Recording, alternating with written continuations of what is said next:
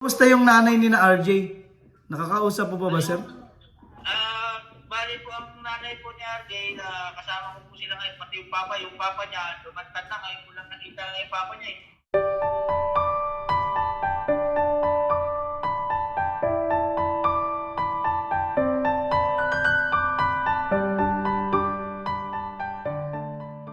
Kumusta dyan sir?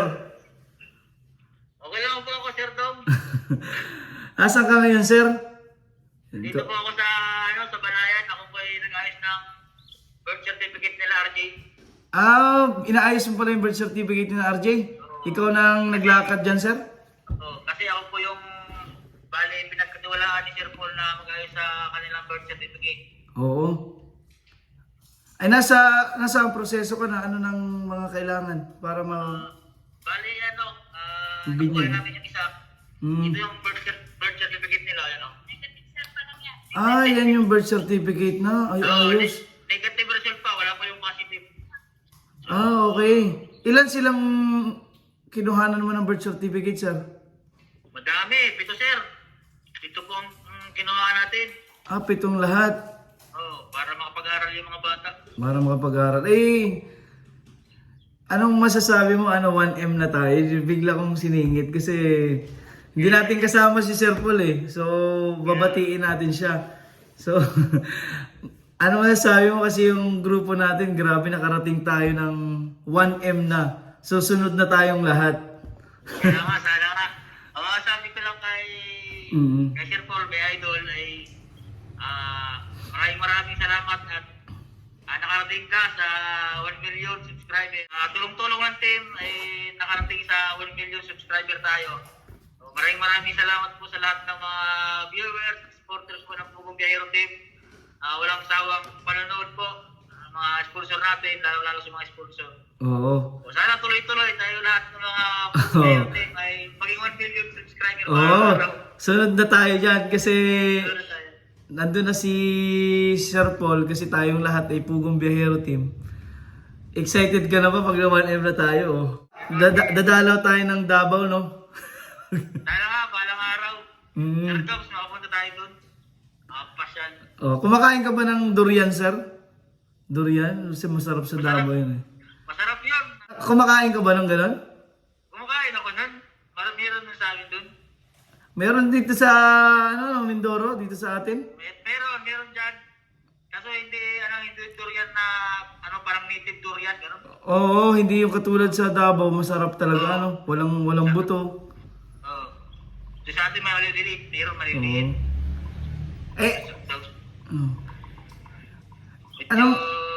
Oo. May kasama ko kasi ngayon, yung presidente ng BHWD, bait po niya. Tinutulungan tayo, sir. Sa mga kailangan natin sa birth Ayan. certificate. Hello po ma'am. Hello, maraming salamat po. Siya po yung tumulong sa atin, talaga nagsakripisyo. Tulong. Sakripisyo na para maayos yung lahat ng birth certificate ng mga bata. Kasi pag gano'n, maraming proseso pala. Ah? Pag gano'n Mahirap pala, mahirap talaga. mahirap, daming request, ang daming,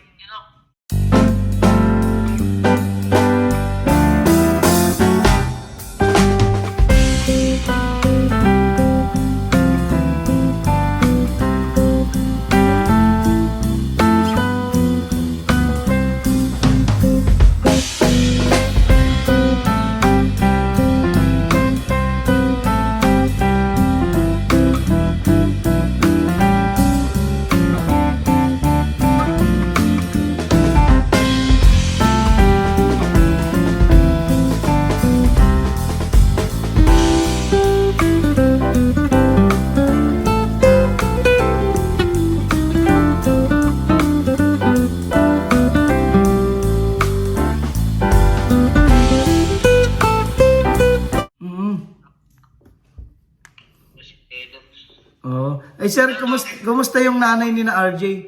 Nakakausap po ba sir? Bali po ang nanay po ni RJ, kasama ko po sila ngayon, pati yung papa niya, lumantad na ngayon ko lang nakita na yung papa niya eh. Kailangan kasi natin yung papa niya. parang kinausap po ni Ma'am Bibit na sumama. Oo, kasi kailangan siya doon para mabuo yung birth certificate dahil yung mga pirma, kailangan yun doon sa mga bata. Buti ay ano nga pumayag, nahiya nga. Kayo po. Hindi daw pala ingin. Oo. Kunting ano lang, kimbot na lang ay makatapos na. Tapos yung nagagawin ko ay ano, ma-intro lang mga bata. Para mga pag-aral. Para makapag-aral na lahat sila, RJ. Kasi yun. Mayroong mag-sponsor sa kanilang pag-aaral ay. Oo, kaya talagang puspusan yung pagpaayos natin ng birth certificate, ano? Dahil hindi naman makakapag-aral sila, no? Kung walang... Hindi, kahit hindi. Buti nga ay sa akin din pinapatiwala ni Sir Paul yung ano, yung pagpaasikaso nito at no. Oo, para... Siyempre, para sa kinabukasan ng mga bata. Hindi kahit na gano'n naman talagang kailangan nating kumilos dahil siyempre walang ibang tutulong sa kanila, no? Wala talaga. Oh. Sina Madam Yula, kailan daw sila pupunta diyan sa Batangas?